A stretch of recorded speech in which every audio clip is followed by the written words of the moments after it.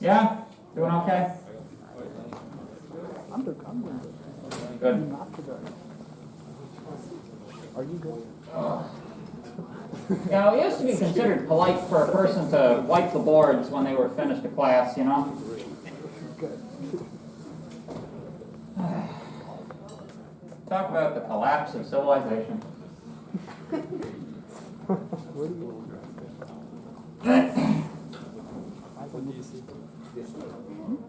I mean, you know, it's like, sure, it's like somewhat, you know, specious to call people not cleaning up after themselves the collapse of civilization, but I tell you, it's the little stuff that adds up, you know? First, it's people not cleaning up after themselves, and then it's like, you know, just it accelerates from there. What? What are we pointing at? The eraser broke when you pushed it. The eraser broke. Oh, no, this thing? Yeah. Oh, that's been like that for... You see what I'm talking about? Collapse of civilization. It starts coming apart at the seams. Yeah. So, I just wanted to address one thing, because I saw something on the board here that, like, I'd like to show you. Give me one good reason not to drop out of engineering. And I thought I might. First of all, there is the accomplishment of having done something difficult, right? Like, although all of you are passing through the crucible that is the engineering, like the engineering program, it is intended to not be easy, right?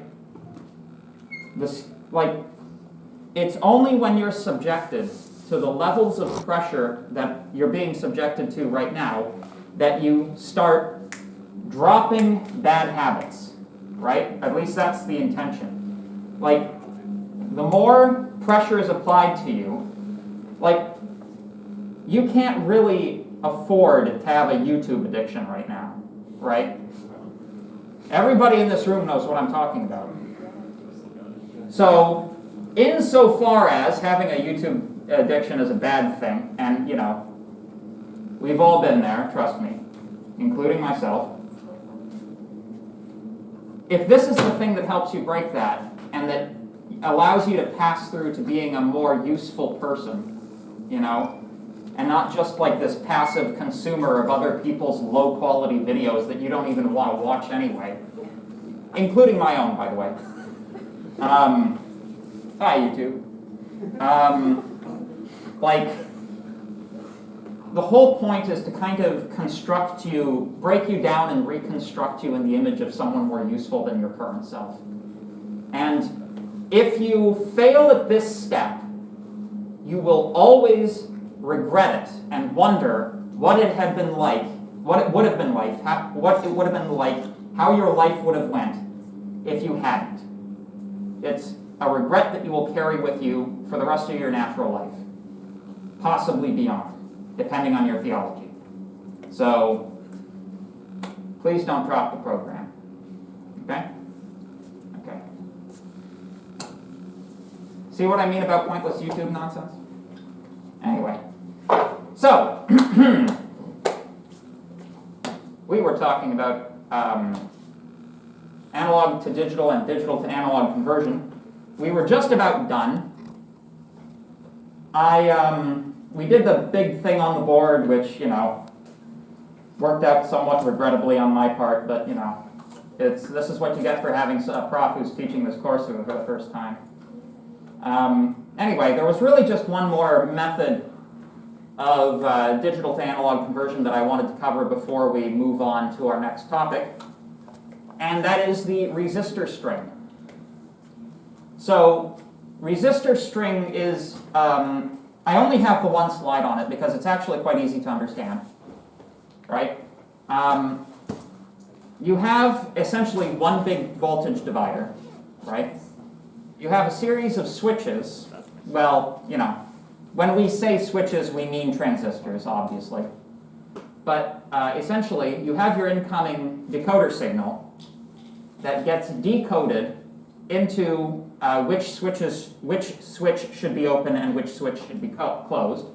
So whatever your number of bits coming in here, you have 2 to the power of that number of switches. And essentially, they all get tied up at the end so that you are selecting which level of voltage on this voltage divider that you want to send to the analog output. This is as close as it comes to the direct inverse circuit of a potentiometer, right? Because like with the potentiometer, you're using position to determine where the amount of resistance on either side, right?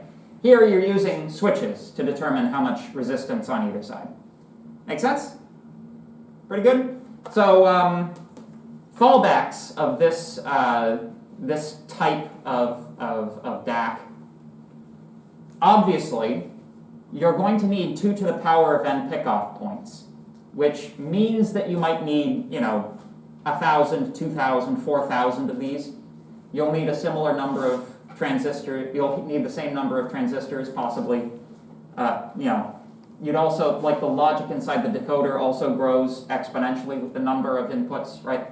So all of that business contributes to the fact that while this is a very simple and direct way of going about it, it's also a large way of going about it with respect to size. So that's why in terms of the resistor ladder, that's why that circuit exists, because the number of resistors you need is linear on the number of bits you have, whereas here it's exponential. Make sense?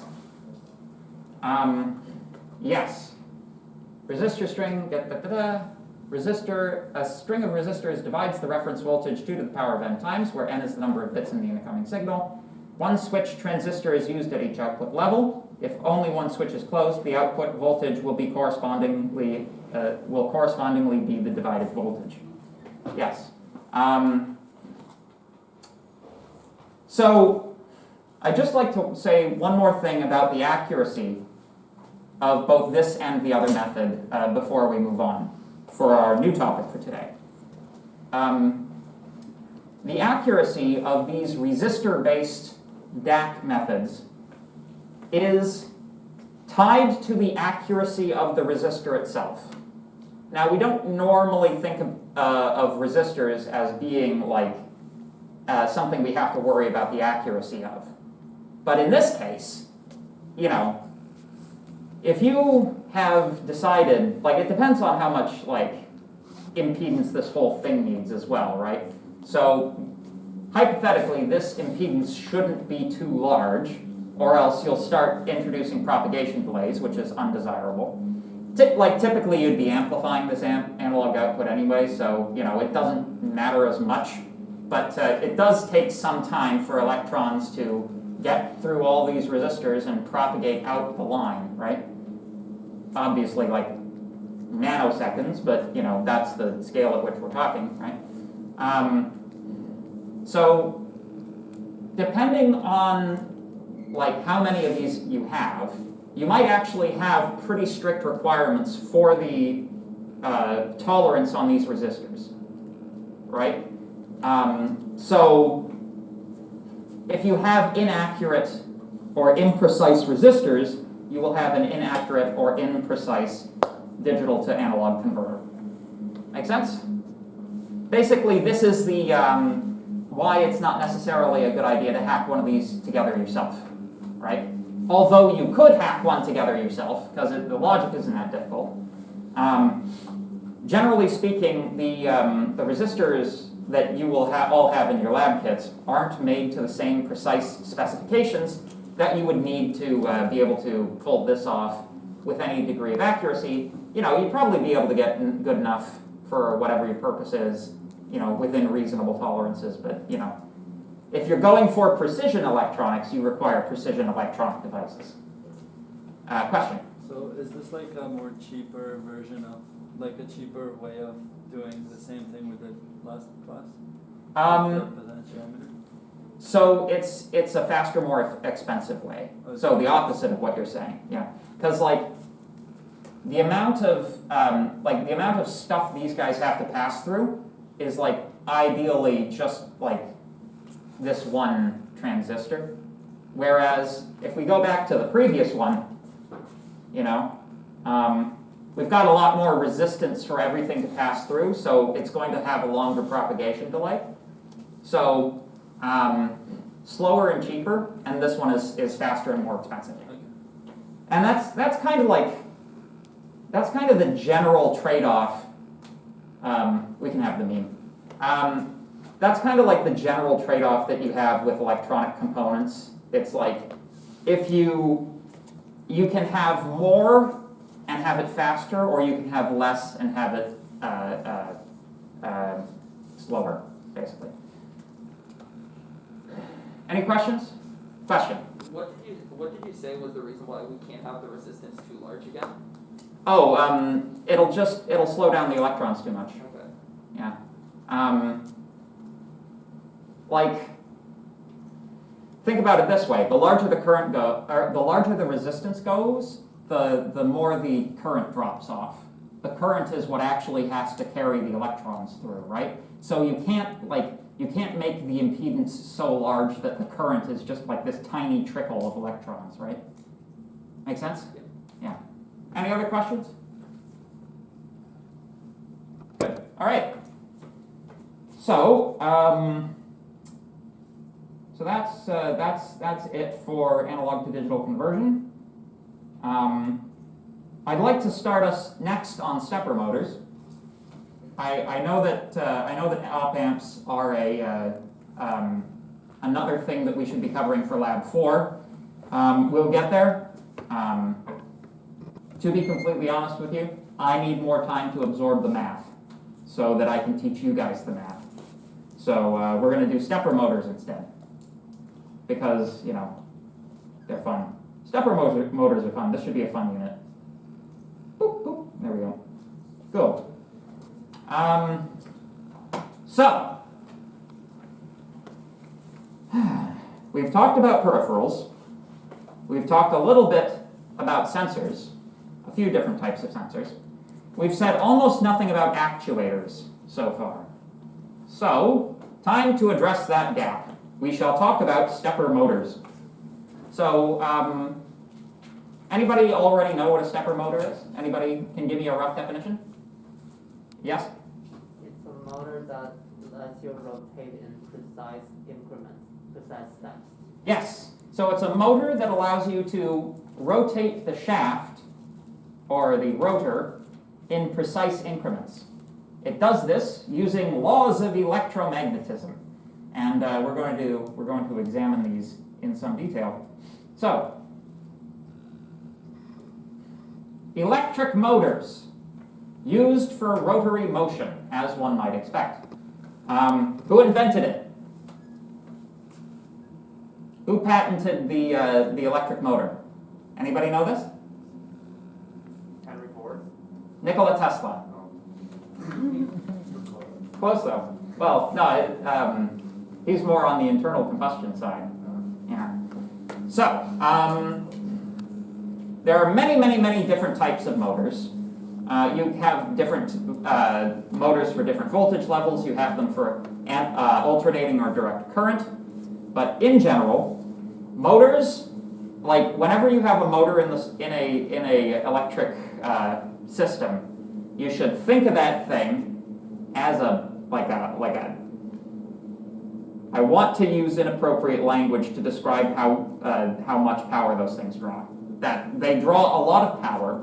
They have electrical properties which interfere with the rest of the electronics. They're like, there's a reason we isolate them, right?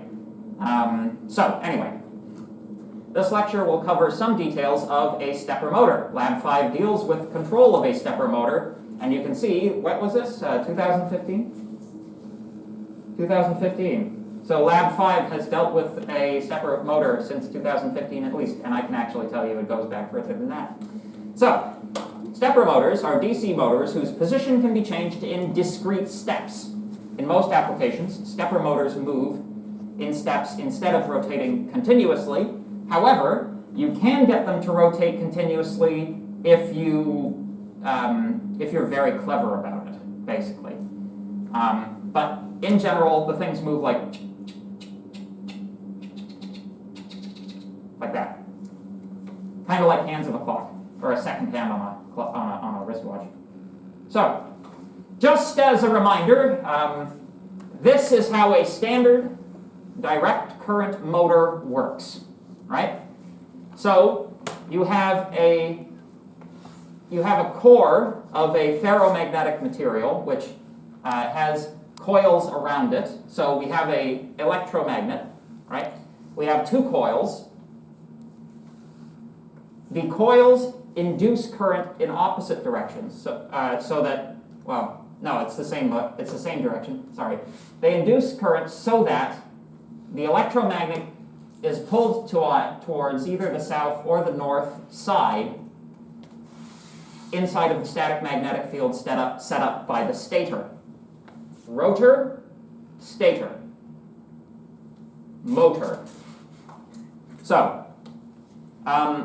in the case of a standard DC motor, the windings are located on the rotor, right? This actually causes some problems because you have to switch the direction of the current in the coils halfway through the rotation in order to get the thing to switch to the other side, right?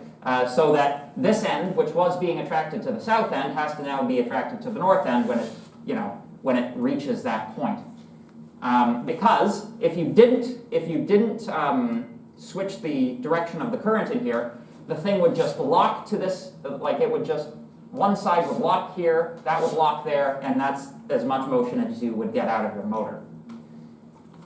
This is achieved using, well, it depends. It depends on the type of motor that you have, but in like a normal brushed DC motor, you have a couple of contacts, sliding contacts here, which, on the commutator, which form electrical contact, which switches sides when the actual brush rotates to the other side of the commutator. Does that make sense? You guys have done DC motors before, right? You guys have never done the physics of a DC motor? Yeah, you have, but how many people here have seen the guts of a DC motor before this class? How many people have not? That's too many people. You guys should have done this in high school. Anyway, don't even get me started about high schools. Like actually, don't even get me, because we'll be here well past the end of the class. Yes? Isn't it, or like, is it another option to have like the outside be the coils and the inside be the permanent magnet? You've read ahead in the slides, haven't you? No. Patience, my friend, patience. I was thinking, how would you get the two wires to spin inside? Mm-hmm. So I thought it should be from the outside. Yeah, it's sliding contacts. That's how they apply the power. So yeah, but yeah, you're right. If these were just wired up directly, every turn of the motor would twist the wire, and then they'd eventually pop off because that's how that works, right? But yeah, no, it's the sliding contact is the key. Yeah. Any questions right now? Okay. Fun motor facts. Did you know that you can take any standard DC motor and turn it into a generator? All you have to do is spin the shaft. Instead of applying power to spin the shaft, if you can spin the shaft to generate power. That's actually like it's kind of fun. The less complicated the motor is, the better that works. Anyway, so that's how a DC motor works. So, DC motors have problems. Brushes are mechanical components that wear out because they're constantly undergoing friction, right? Especially, like, basically all brushed DC motors have a certain number of hours they're rated for, and after those number of hours have expired, you need to replace the motor, or at the very least send it in to have new brushes put on it, right? They wear out. It's kind of like, you know airplanes?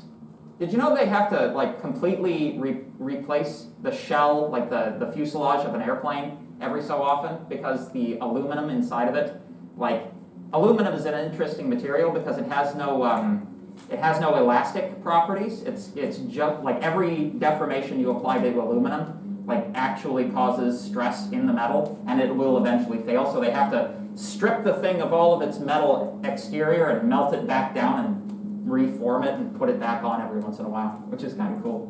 Anyway, so brushes are mechanical and wear out, so DC motors have a limited lifespan. Also, every time the brushes jump from one commutator to the other, you get an electric spark. Now, electric sparks are not a bad thing so long as they're contained, but in certain environments, such as in the presence of flammable gases, DC motors are a fire hazard and can cause explosions if they're in an environment that's filled with flammable gases. It can be the spark, that blows your house up if someone's left the gas on the stove, right? So, alternatives. Have a permanent magnet on the rotor and instead the electromagnet on the stator. So we are inverting the position of where the coil is, right? So this eliminates the need for brushes on the commutator, right? It eliminates the need for the commutator because, well, you don't have to worry about switching the current because, when the thing's rotating, because you're no longer attaching it to the thing that's rotating, right? But the question remains, how do we rotate the magnetic field? Because that's what makes a motor go, right? A magnet inside of a magnetic field is pulling itself to be in alignment with the magnetic flux. That is what causes a motor to work, right? So we need to be able to modify and affect how this magnetic field is generated. Does that make sense so far? Coolio? Good. So, let's see. Oh, I was going to make a terrible pun about alternating slides instead of alternating current. That was terrible. I'm sorry. I really should have a better filter on my puns. And anyway, so the inverse position. We have a permanent magnet as a magnetized rotor. We have ferrite poles, which is to say a material which conducts magnetic flux, is permissive of magnetic flux. Conductance is electrics, right? It permits magnetic flux, coils wrapped around that. So essentially, by controlling the voltage across A1 and A2, we control the direction of the magnetic flux and thus the orientation that the magnetized rotor will eventually obtain. Right? So, yeah. So if we apply, +5 to one side and ground to the other, we get this rotor locking in one position. If we apply it the other direction, we get it locking in the other direction. Right? So this is okay, but, motors are supposed to spin. We're basically back to that same problem that we had with the DC motor, where if we didn't have the commutator, it would just lock into one position, right?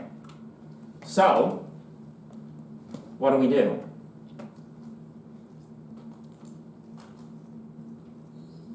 How do we fix this problem? We alternate this, right? But at a certain point, say when the let's say that the permanent magnet is traveling in this direction and is about here, right? Right about here, you want to switch the voltage so that it's now being attracted to the other pole. the momentum will carry it through this position. Like it won't like snap back that way because it has momentum, right? So if you switch it as it passes through here, it's going to be drawn to the other one, and then you just keep switching it, right? Make sense? But this is an interesting one because in order, like unlike the DC motor where this switching is built in with the commutator and you have no ability to control it, we can control the voltage that's given to a stepper motor, right? So we can control the position of the magnet by applying voltage to the inputs in a specific sequence. We're going to generalize this to include more poles, more windings.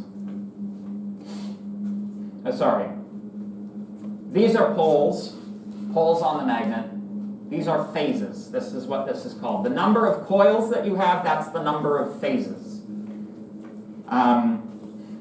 Yeah. So, let us consider a stepper motor with 2 phases and a 2-pole magnet. As we're going to see, these guys, you can have a lot more of these. Again, but anyway. So, same thing, but a lot more stable, right? We can, so I think I've got slides on it. Let me just check the next couple of slides. Yeah. Is the bottom of the slides cut off? Zoom out. There we go. Yes. Good. So, let's follow this through a rotation, right?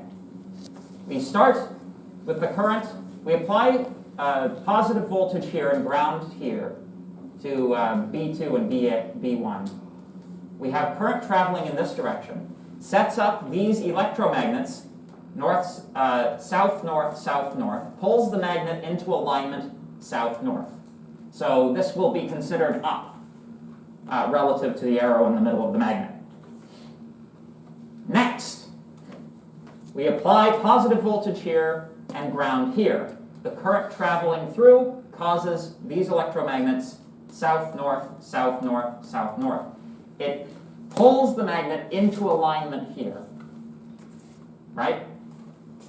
You disconnect the voltage to the B line. So this guy's no longer fighting this guy for control. He just lets him go, the other guy kicks in, pulls it into position. Rotates it 90 degrees. Make sense? Good. Similarly, we now apply the voltage in the opposite direction here, +5 here, ground there, let this guy go, snaps it another 90 degrees, apply the same technique, snaps it another 90 degrees, etc., etc. By the time we reach step 5, we're actually in the identical position to where we were in step 1. And you just repeat for as many rotations as you want. Make sense? Any questions so far? Yes? How does the actual switching work? Like, for a regular DC motor, not the stepper one? Like, is there like a magnetic sensor inside the circuit that knows when it's like north, and then it turns one on, and like keeps going? Or like, how is the actual switching? What type of motor are you talking about? The DC motor? DC, yeah. No, okay. So,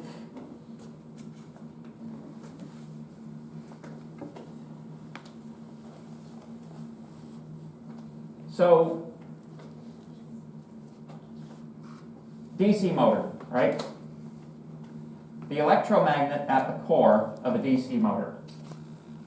We have windings here, we have windings here.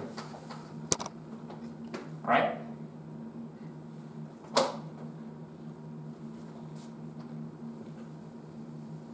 Imagine a bit in the middle which stays statically, right? An area of conductive material and an area of conductive material I'm just doing, like, it's not actually inside, it would be on the surface, but it, like, it works with the diagram, you know. So, imagine a line here which goes through and, like, is attached to a little contact here, right? Same here, this guy has a little contact there. If this side is like plus 5 volts, and this side is ground, and you assume that like this is connected over here, like this is one coil, right? Because you want like a big N over here and a little and a big S over there. You don't want to like, you know, you don't want like NS, SN. That would just be stupid. You'd blow your motor apart, right? So when this guy, right, rotates,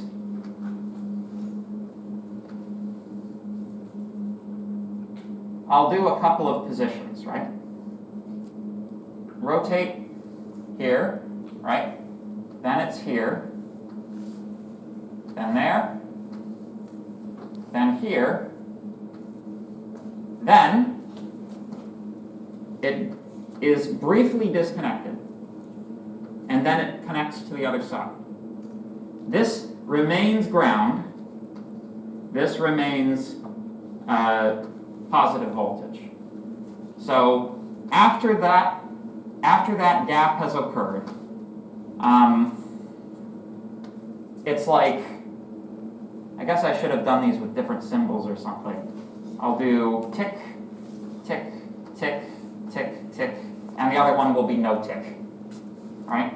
So this, it's like plus 5, plus 5, plus 5, plus 5, not connected, ground.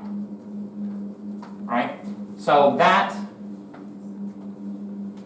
reverses the current inside of the electromagnet, inside of the coils, which reverses the polarity of the electromagnet, thus causing the motor to be attracted to the other side of the stator, which pulls it into that. It attempts to pull it into that position, right? And then, you know, by the time it reaches that, it switches again. And then it goes back to the other way, and that's how you get continuous motion from a DC motor. Does that make sense? Yeah. Yeah. Is that what your question was? Sort of, yeah. Yeah. It was just mostly like the frequency at which it happens. How do you like, because when you start a motor, it starts slowly and then gradually goes up to that speed, right? Yeah. How does it know when to do that frequency? Well, it's the frequency is equal to the angular frequency of the motor. So it's actually like, it's built in, it's physically built into the contacts on the commutator, right? Yeah, you don't have to do anything electrically. You just apply a straight voltage and it just goes. Yeah, does that make sense? Yeah. Yeah, question? I think your laptop's about to die. Oh, thank you. You are my savior.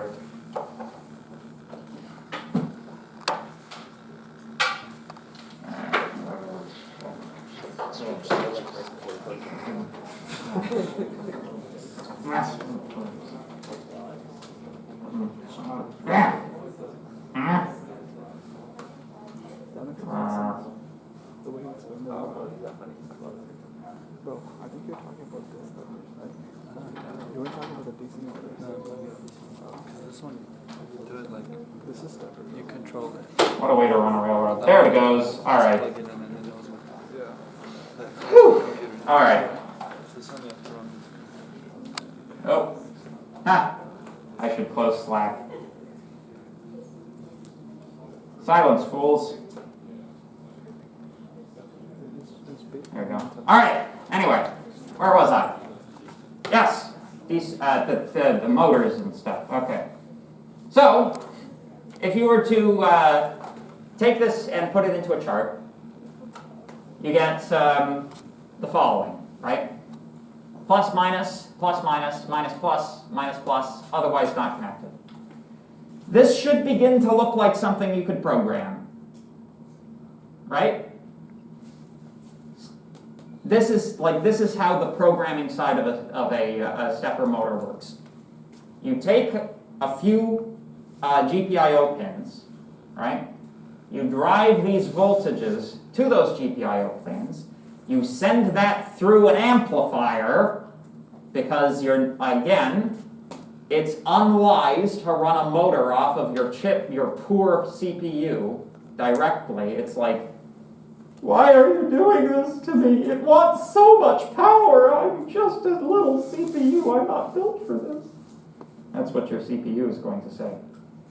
So, equivalently, if you take out the not connecteds and you just assume that's ground, plus, plus, plus, plus, and then you repeat the sequence. So, let's think about something. What happens if you apply voltage to more than one of these at a time? The magnet will acquire a position that is between two other magnets, right? So you could actually do this whole thing again, just applying, like, move the south pole here, then move the south pole there, and you could have the same 90-degree resolution of rotation, but powering two magnets at once rather than one. What do you think? Okay, advantages, disadvantages. Anyone, let's hear it. Yes? I'm assuming a disadvantage would be power consumption. Disadvantage is power consumption, absolutely. Advantage? Yeah. More torque. Motor torque. You get much greater torque out of you get double the torque actually, because you have twice as much energy going into the thing, right? Yes, it's pulled into these corner positions much more strongly because it's two magnets doing the work, not one. Make sense? Good.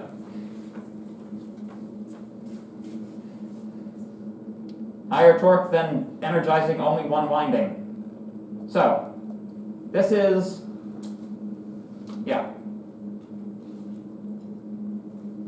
this is the usual manner of driving, this is called full step. This is the normal manner of driving a stepper motor because, normally we're not as, we don't care as much about power consumption when it comes to motors because they draw a lot of power anyway, and often the torque is what you need. You want to get as much torque out of a small motor as possible, basically. So often, this is going to be the method that you use. These motors are actually rated, the torque on them is rated under this style of driving, right? So whatever torque it says is its maximum torque, they're assuming you're using this technique to drive it, right? Yes. So, exercises. No. Shush. Good. So, so we've talked quite a bit about improving. We've talked about improving the torque, but who here thinks that a actuator which can only acquire 90-degree positions is kind of silly? Yeah. So let's talk about increasing our resolution, right? So, essentially, we have two styles of control. We can actually use both of them, right? So we can alternate between having two of these motors on and one of them on. This is known as half-stepping, and it doubles the resolution of the motor, right? So, so there's a control option that we can use. At this point, we should be engineers enough to know that, out there off somewhere in the misty distances of the internet, you can buy motors with more phases on the stator or even more poles on the permanent magnet. This is also a way of increasing the resolution, right? But, it's also important to know that you have a software solution in addition to buying a more expensive motor. Yes? What is resolution in terms of a motor?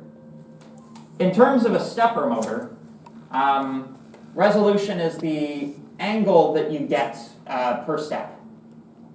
So up to now we've been dealing with like 90 degrees, right? Using half stepping, you can get to a 45 degree resolution from the 45 degree resolution from the same motor, right?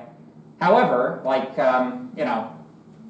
if you had a motor that had like 5 degree resolution, you could get 2.5 degree resolution using alternating using the half stepping method, right?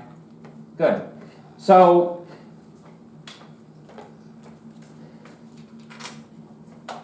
motors can get quite expensive. Just give me a moment. Yeah. Motors can get quite expensive, particularly like if you're interested in having very high resolution motors, right? So one of the things that you kind of have to do when you're a student and you can't afford expensive toys is you have to learn how to make do with the motors that you have, right? So this is a method that you can use. Who can think of a drawback, though, of the half-stepping method? Torque when you're half the step. Yes. So you're taking a hit on torque by using the half-stepping method. It's more precise, but you don't get as much torque. So what that means practically, not having as much torque on your motor, load on the motor shaft can displace your angular position if there's not enough torque, right? So if what you really, really, really want is exact and precise positions and positioning, right? Increasing the torque will increase the precision of the motor with respect to its angular position, especially when you have a load applied. Like if it's just in lab and you've got like a little piece of tape on the end of the rotor, on the end of the shaft, and you're watching that go spin around, like that's the definition of not caring about torque, right? But if you're driving like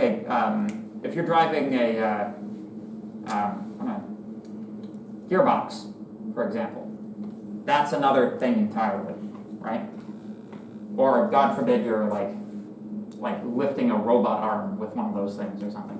Anyway, you had a question, and then I'll have your question. Okay. So adding more phases to the motor can give you better resolution? Yes. And does that also mean you have more torque with more phases?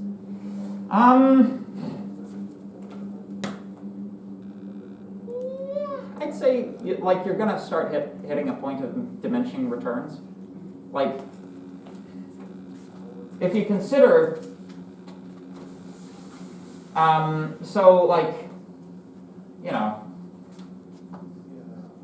two-phase, let's consider, these are terrible, I'm sorry. So, four-phase, right?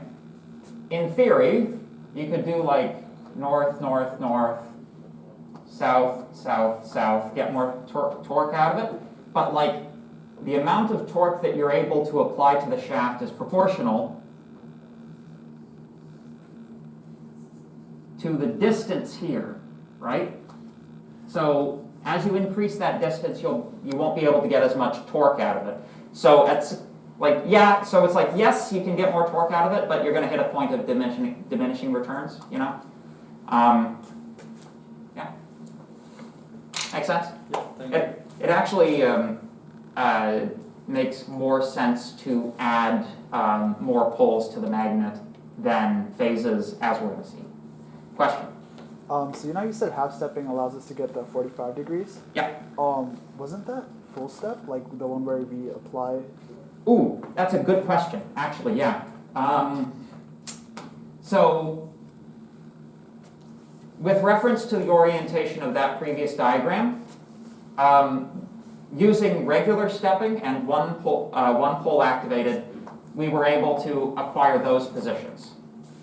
With respect to the full step method, we were able to acquire these positions. So still 90-degree angles, but they were, you know, it's an X, not a T, right? Using the combined half-stepping approach, we integrate all of those positions. Make sense? Yeah. Good. Excellent. So, a 4-phase stepper motor works, but it has its limitations. So, part of the problem here is that you have duplicated the number of GPIO pins that you need, and the amount of isolating and power driving electronics which are required to actually drive the current through these guys. You need one for each separate set for each phase, right? So, not necessarily, like basically this works to increase your resolution, but you're offloading a lot of problems to the rest of the circuitry, right? Makes the rest of the circuit more expensive, right? We could also increase the number of rotor magnet poles, right? So, for example, if we increase the number of magnet poles on the rotor to three or six individual north and south orientations, this increases the resolution as well, right? It has the advantage of not requiring any more complex control circuitry. It just has a finer resolution. The disadvantage is that these guys tend to be expensive, right? They're expensive to manufacture. So, yeah. The advantage is that we keep the same number of control signals with increased resolution. The disadvantage is increased cost of permanent magnets. This motor has 6 poles, 3 north, 3 south, and 2 phases on the stator. The control is just about exactly the same as it was before. So, we power these guys in this direction, pulls this pole into alignment. Keep an eye on this arrow, it's going to be an important one, because this gets a little bit confusing. Use as your point of focus that arrow. So, we then activate this way. We switch from using this these 2 magnetic poles to these 2 magnetic poles, right? It turns a little bit.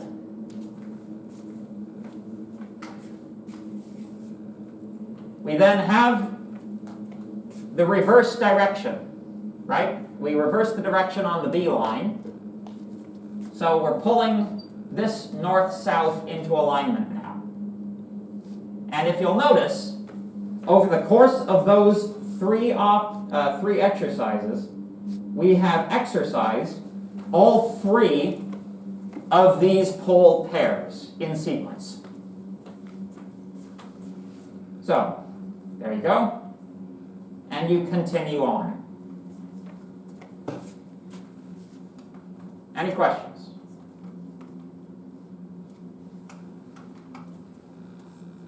Nope. Everybody just wants to get going, yeah? Sorry? Yeah? Yeah. It is, oh, yeah. Well, alright. Oh, wait, before you go, did everybody see the announcement about the quiz this week? Yeah. Okay, good.